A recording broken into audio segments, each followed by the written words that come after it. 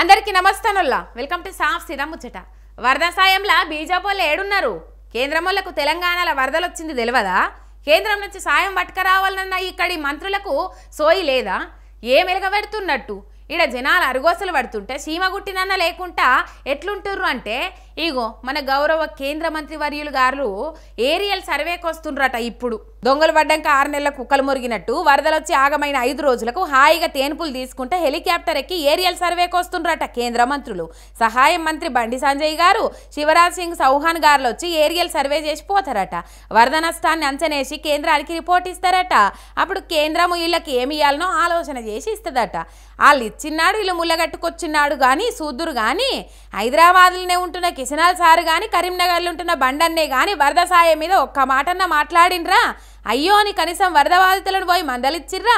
BJLP floor leader Eleti Maheshwar Reddy గారేమో మొత్తం అంతా కేంద్రమే చేస్తుంది, మా బీజేపీ కార్యకర్తలే వరద సాయం చేస్తాండ్రు, ఎవ్వలేం చేస్తలేరన్నట్టు ఆఫీసులో కూర్చొని గప్పాలు కొడుతుంటాడు. కానీ పబ్లిక్ ఆపదొస్తే మాత్రం ఆదుకునుడు తెలియదు. ఎంత గొప్పోళ్ళు ఉన్నారయ్యా మీ కమలం పువ్వోళ్ళు.